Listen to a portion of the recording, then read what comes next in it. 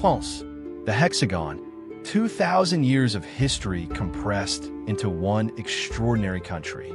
Celtic warriors charging through misty forests. Roman legions marching along straight stone roads. Medieval kingdoms rising beneath soaring Gothic spires. A revolution that shook the world. Napoleon redrawing the map of Europe. Two devastating world wars. And a nation that gave humanity its most powerful and enduring ideals. Liberty, equality, fraternity. This is the complete, unbroken story of France. 2,000 years separate a painted hand on a cave wall from the glowing lights of modern Paris at night. The same land, transformed beyond recognition, time after time. This is how it happened. Before France existed, before even Gaul existed, this land was one of the most naturally beautiful places on earth. Sweeping river valleys like the Loire glowing in deep greens and blues, dense ancient oak forests covering rolling hills as far as the eye could see, the warm Mediterranean coastline shimmering to the south, wild Atlantic beaches to the west, and the jagged, snow-capped Alps standing guard on the eastern border. Pure wilderness. No roads, no cities, no walls. Just raw, breathtaking nature that would shape every chapter of the story to come.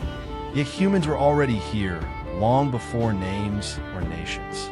17,000 years ago in the Dordogne, the artists of Lascaux painted astonishing animals on cave walls. Powerful aurochs, graceful horses, leaping deer, using ochre and charcoal. Some of the oldest and greatest art in human history.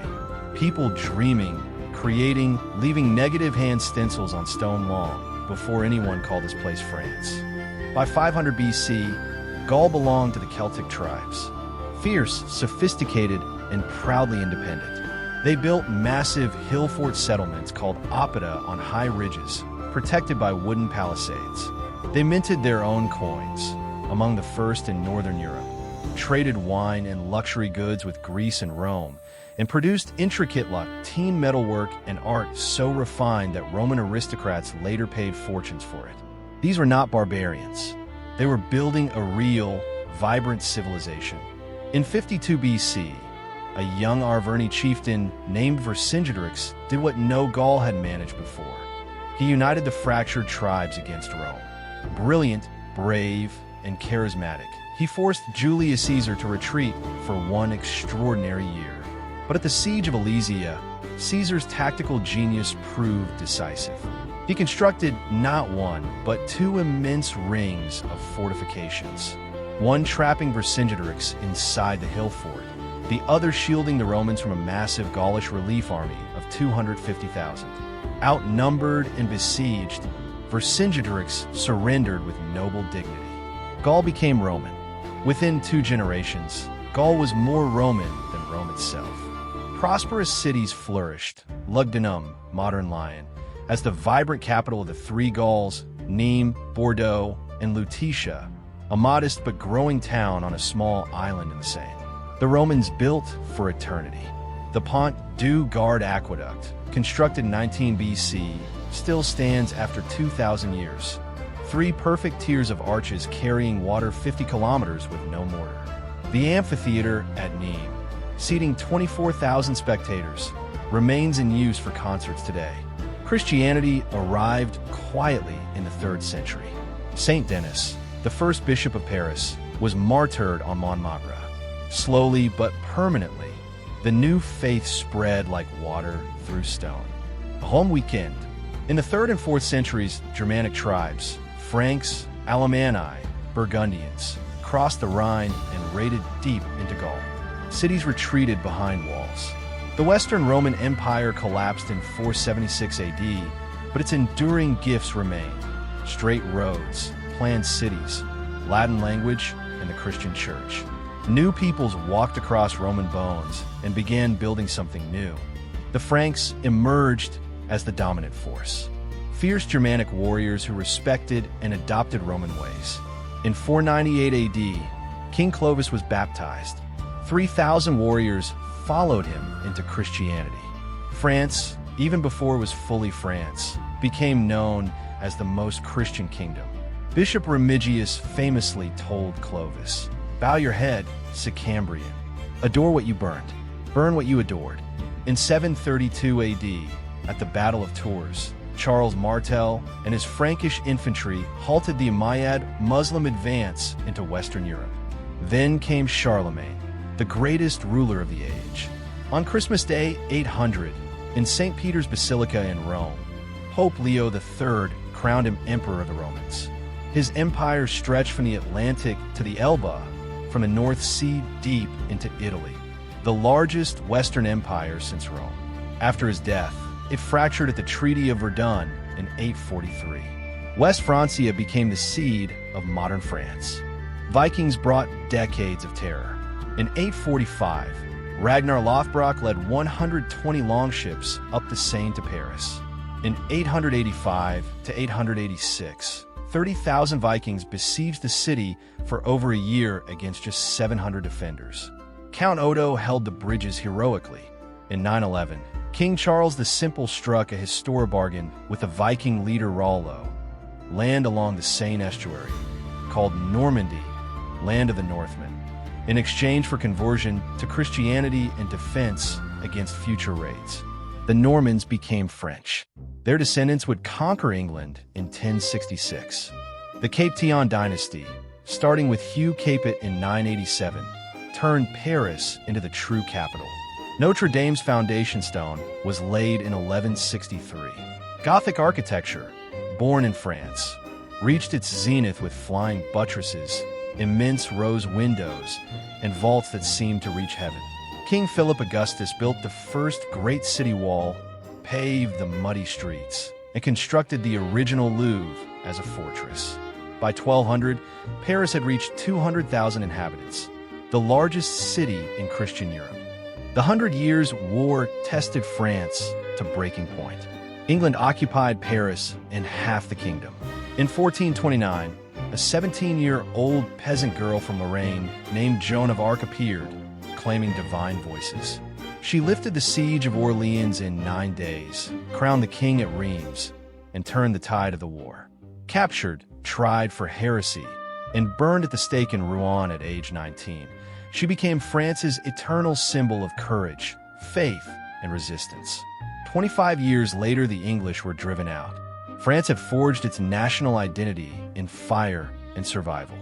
Medieval France reached its peak with 16 million people, the University of Paris drawing scholars from across Europe, and the most magnificent Gothic cathedrals ever built: Notre-Dame, Chartres, Reims.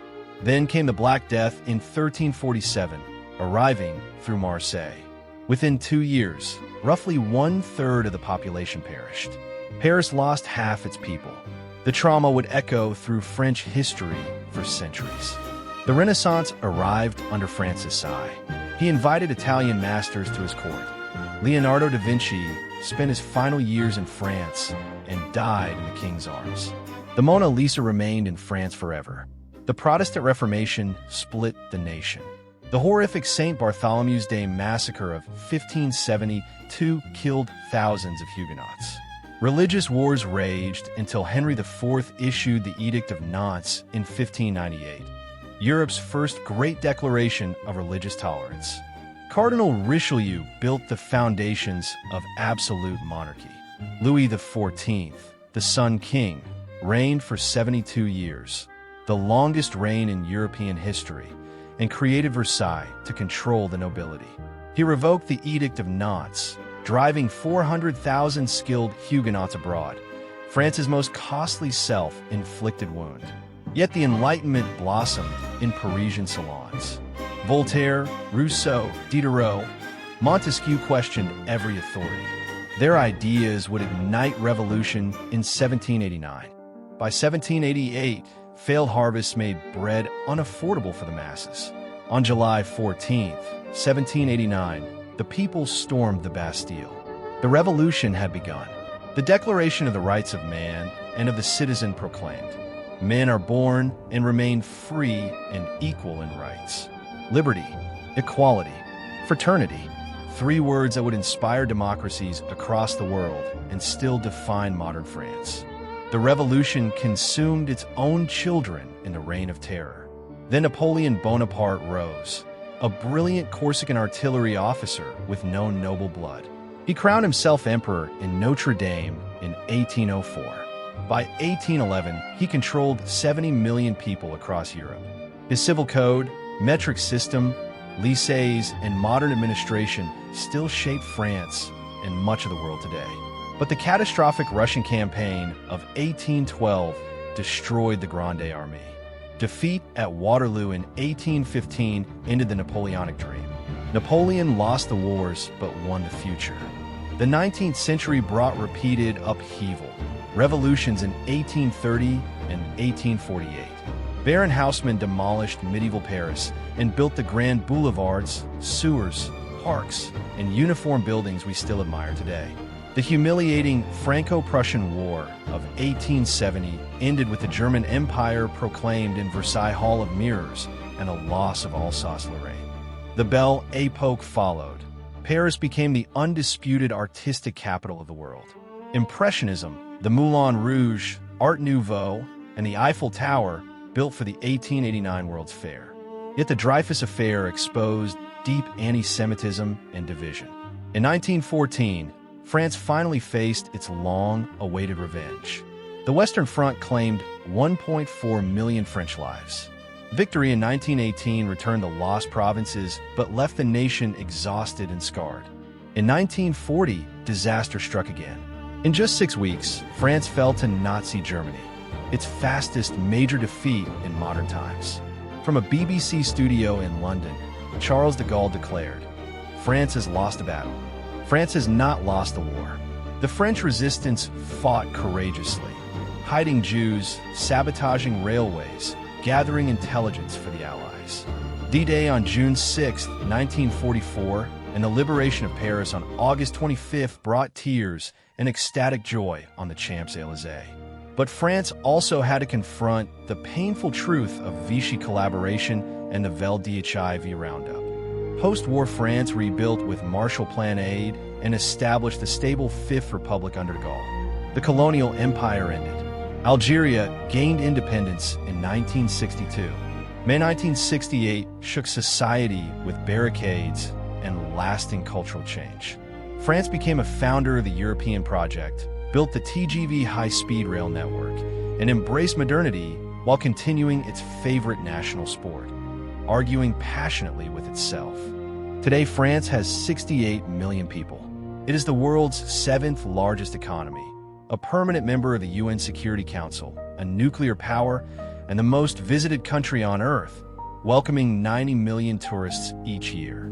It gave humanity the rights of man, the metric system, pasteurization, cinema, impressionism, Gothic architecture, haute cuisine, and the ideals that still define the modern world.